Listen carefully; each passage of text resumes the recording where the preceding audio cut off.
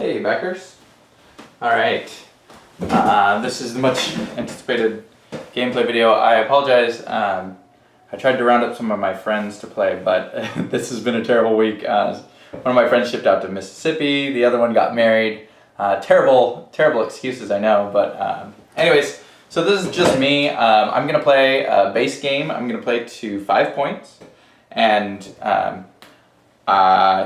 I'm just going to play so you can watch. You probably already read the rules. If not, you can ask other people or ask me and I'll try and explain in the comments. So I'm just going to play, and I'll try and talk and play at the same time. I'm terrible at this. Honestly, I'm kind of nervous just because there's so many backers now. I know thousands of people are going to watch this, so it's kind of embarrassing. But anyways, really excited to show the game off to you. So I'm going to be taking turns for all the different ships. I'll tell who I'm taking a turn for, and then, yeah, so here we go. I'm going to take a turn for Easy Tiger. Easy Tiger. Sorry, I put them in the wrong spawn points. Alright, so everybody starts out on their own sector tile in their own spawn point. Easy Tiger has decided to go with a regular engine and a light shield. This is going to help him sort of, he can do anything except attack. So his goal is to do missions. So we're going to go ahead and try and do that. So the first thing he's going to do is take a movement action. So I'm going to spend one of my 4 armed markers on an engine, and then I look, it's a D8, so I'm going to roll that. 4, alright. Now the closest mission point is here, but it's inside a nebula, and I kind of want to play it safe. So I'm going to go 1, 2, 3, 4, not quite enough to get me in to where I need to go. So I'm going to use my impulse movement to move.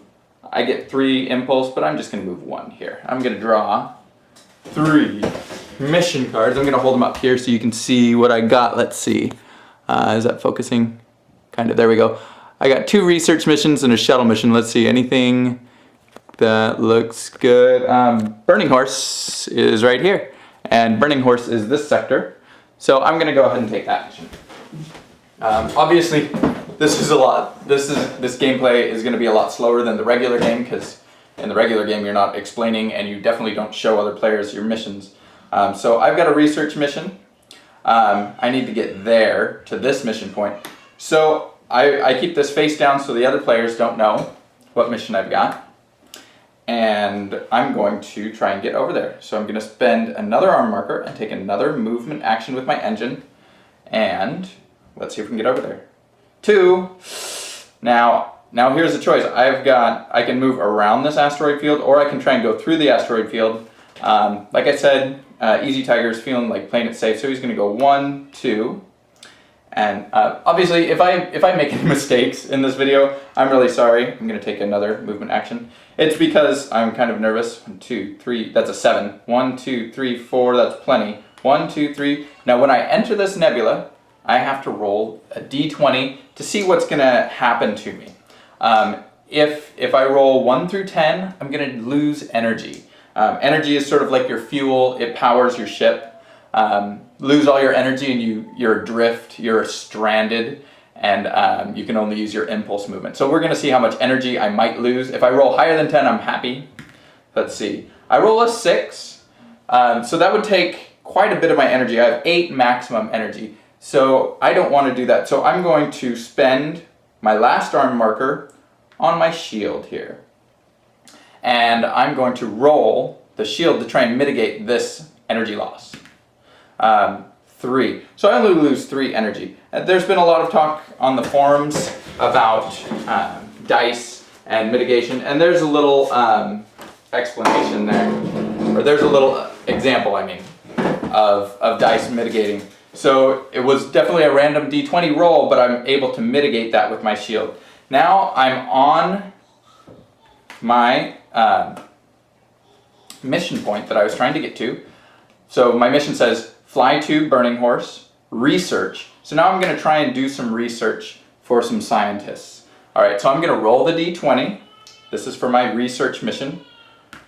Alright, 16. That on the scale here, that means excellent data. I've gathered excellent data. I get 3,000 credits if I am able to deliver this data. So I'm going to put 3,000 credits on the mission card. Boom. That way I remember how much I'm gonna get. And I've got to deliver this to Neo Damascus. And I don't know where Neo Damascus is. So I've used all my armed markers. I could take, I'm done with my turn. I'm gonna end my turn. So I'm going to rearm all 4 markers. That cost me 4 energy. 1, 2, 3, 4. I've only got 1 energy left. So I kind of want to get to a planet on my next turn. All right, so, and I don't know if I mentioned, I'm playing just the basic game here. This is without the NPCs because normally I love playing with the NPCs, but when I'm playing by myself and trying to keep track of 3 ships, keeping track of 6 ships is even harder, especially when you're doing it in front of an audience. So yeah, there you go. All right, so Easy Tiger has completed his turn. And we're going to go with Puddle Jumper. So Puddle Jumper is going to have a turn. Puddle Jumper's goal is to be a trader. So he wants to buy and sell. He's kept 1. You start the game with 3 credits. He's purchased a light shield and a light engine. And with his final credit, he's keeping that in the bank. And that credit he's going to try and spend to buy cubes, cargo cubes, and sell them. So here we go. This is Puddle Jumper's turn. Puddle Jumper is right on an unexplored edge here, so he's going to go ahead and he's going to scan. So he's going to spend 1 energy, and he's going to draw the top tile. Let's see what it is. Now I'm going to line it up here. All right, so it's the Expeditor Gate. This is a warp gate. It's unfunctional until the other gate is found. So right now it's just basically empty space. There's no exploration points on it, so he's not going to try and go to there. He's going to, let's play this way. So I have an impulse of 4, so I'm going to go, let's see, I see that this guy has guns, so I'm going to fly away from him. I'm going to go, I'm not going to use my impulse. I'm going to take a movement action with my light engine. Light engine rolls the d6, 4, 1, 2.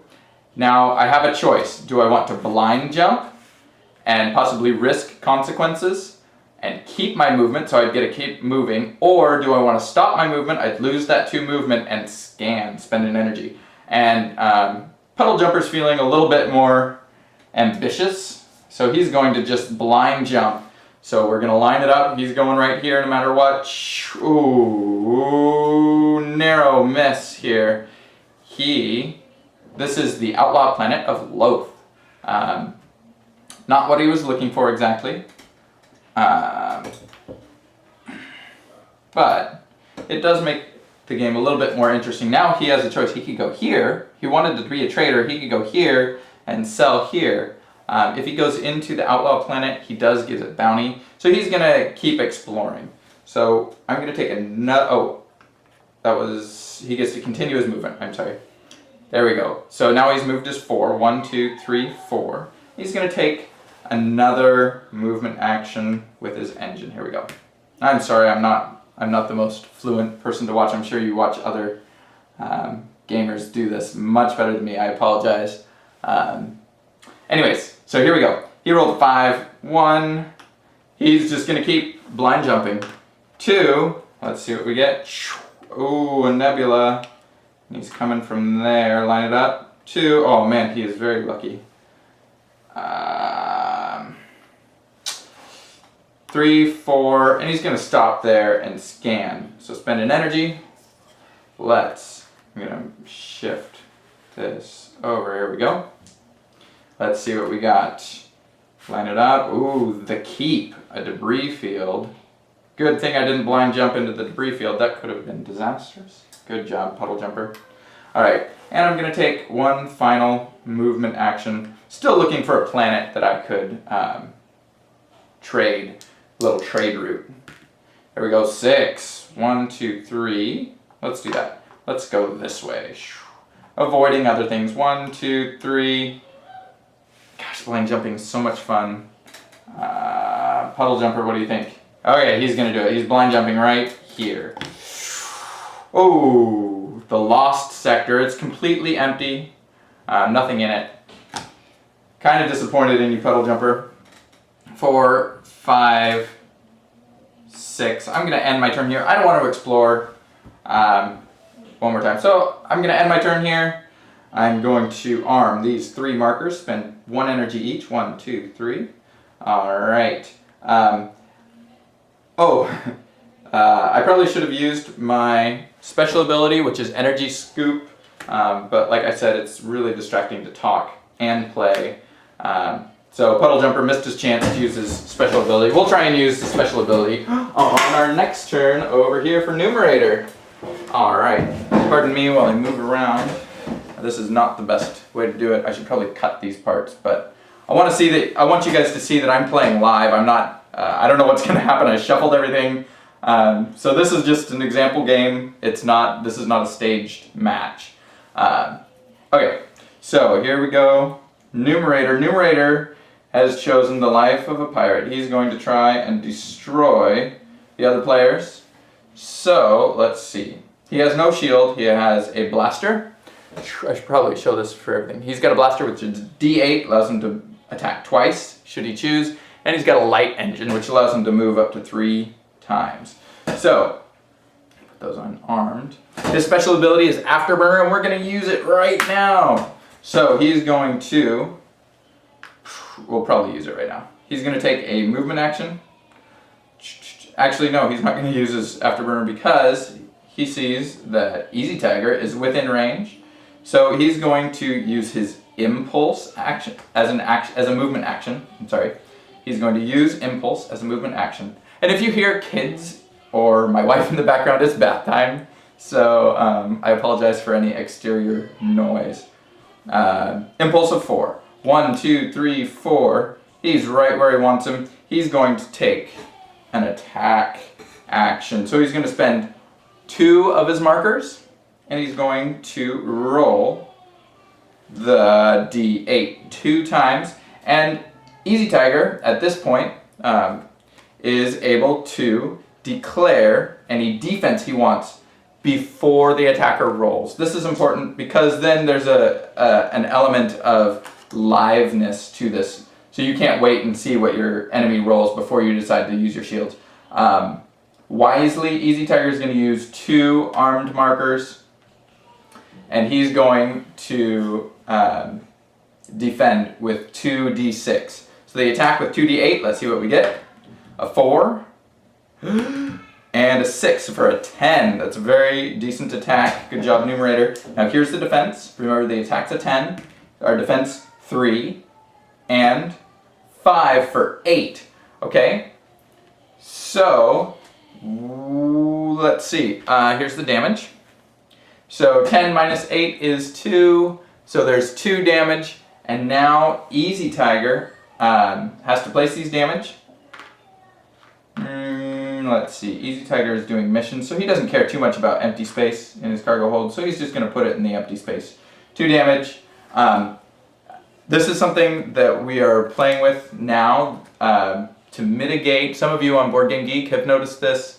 The attacker advantage, I believe it's called, where armed markers are spent during defense, and then on Easy Tiger's next turn, he would be at a disadvantage.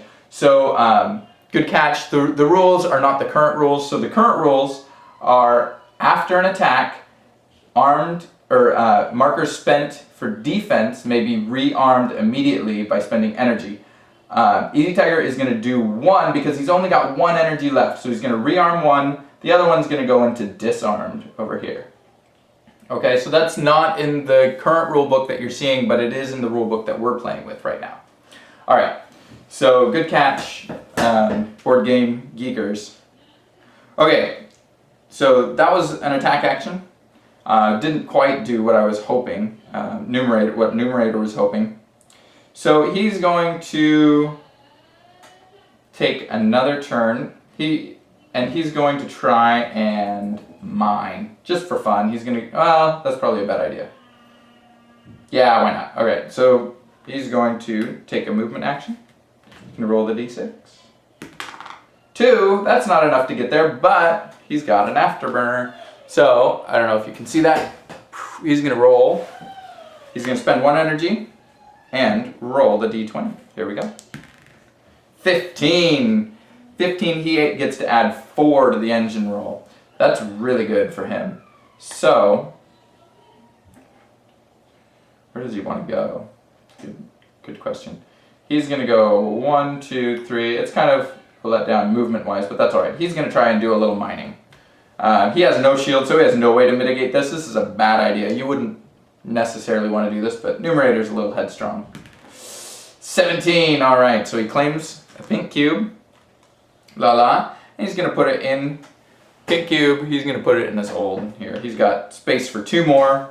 He's deciding whether he wants to roll again. Yeah, why not? 4. Oh no. So he's going to have to take 4 damage here. This is bad news for him. Where's he going to put him? He's going to put 2 on his blaster in an empty space and 2 in empty spaces on his cargo. So now his blaster rolls -2. Not the best, but there you go. Alright, Numerator. I apologize for the background noise again. Numerator is going to take another movement action. He's going to roll that d6, and here we go. He's going to go, let's see, from this way. He's trying to get here where he can sell. At Kemplar, you can sell pink cubes for 1,000 credits, so he wants to do that.